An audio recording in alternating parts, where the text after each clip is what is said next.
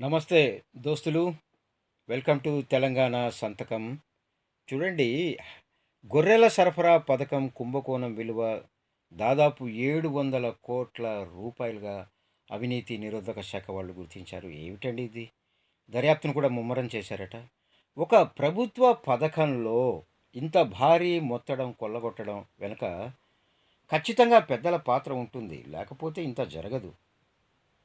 ఈ నేపథ్యంలో అవినీతి నిరోధక శాఖ తదుపరి దర్యాప్తునకు అసలు ఏం జరుగుతుంది ఏమిటి అనే దానికి మీద చాలా ప్రాధాన్యత ఏర్పడింది. ఏది ఏమైనా దోషుల్ని పట్టుకోవాలి భయ్య. గొర్రెలు భయ్య, చిన్న సన్నకారు రైతులు. పాపం ఆ గొర్రెలు పెంచుకొని ఏదో బాగుపడదాం అనుకుంటే దాంట్లో కూడా అవినీతి ఏంటి బాస్? నాకు అర్థం కాదు.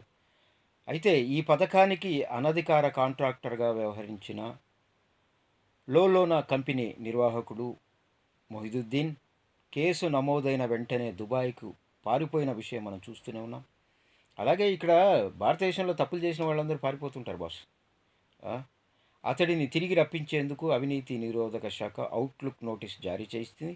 అయితే అతనిని విచారిస్తే పెద్దలు ఎవరెవరు ఉన్నారు, బీఆర్ఎస్ గవర్నమెంట్లో ఎవరెవరు ఉన్నారు ఏమిటి అనేది కీలకమైన విషయాలు వెలుగులోకి వస్తాయని అవినీతి నిరోధక శాఖ భావిస్తోంది. కొట్టేసిన సొమ్మును ఎవరెవరు పంచుకున్నారు తేల్చుకునేందుకు అరెస్ట్ అయిన నిందితుల మొహిదుద్దీన్ బ్యాంకు లావాదేవీలపై అవినీతి నిరోధక శాఖ ఇప్పుడు దృష్టి సారించింది.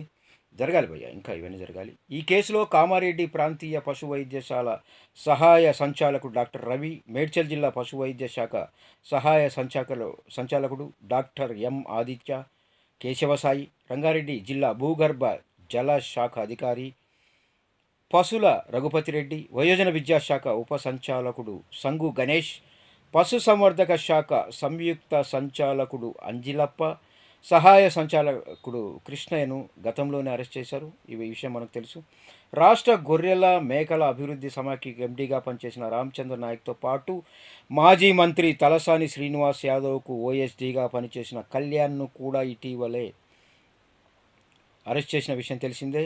అప్పటి ప్రభుత్వంలో పశుసంవర్ధక శాఖను పర్యవేక్షించిన పెద్దల ఆశీస్సులతోనే ఉన్నతాధికారులను మొహిదుద్దీన్ గుప్పిట పెట్టుకున్నట్లు అవినీతి నిరోధక శాఖ తన ప్రాథమిక దర్యాప్తులో తేలింది. తద్వారా శాఖలో తమకు అవసరమైన పోస్టుల్లో అనుకూలంగా ఎవరైతే ఉంటారో అలాంటి అధికారులను నియమించుకుని ఇలాంటి భారీ కుట్రకు తెరలేపినట్టు తెలుస్తోంది. అవినీతి నిరోధక శాఖ వాళ్ళు గుర్తించారు. గొర్రెల కొనుగోలు మొదలు డబ్బుల్ని సరఫరాదారుల ఖాతాల్లో కాకుండా మొహిదుద్దీన్ బినామీల ఖాతాల్లో పడేలా రికార్డుల్ని తారుమారు చేయడంలో ఈ అధికారులు ఎంతో కీలకంగా వ్యవహరించారట. ఒక్కో యూనిట్లో మొహిదుద్దీన్ ముఠా సుమారు ఒక యూనిట్ అంటే ఒక రైతు దగ్గర 33,000 వరకు కొట్టేసినట్లు తెలుస్తోంది.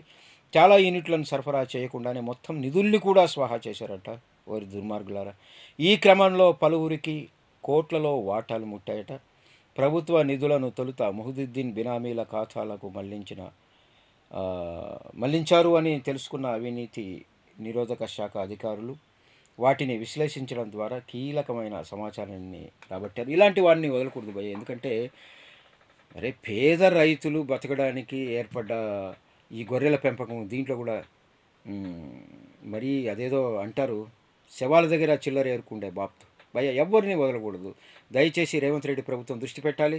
ఎవరైతే దుర్మార్గులు ఉన్నారో, అవినీతి అధికారులు ఉన్నారో, ఎవరైతే రాజకీయ నాయకులు ఉన్నారో గత ప్రభుత్వంలో అందరినీ ప్రాసిక్యూట్ చేయాల్సిందే, అందరినీ లోపల పంపించాల్సిందే. Thank you so much. జై తెలంగాణ.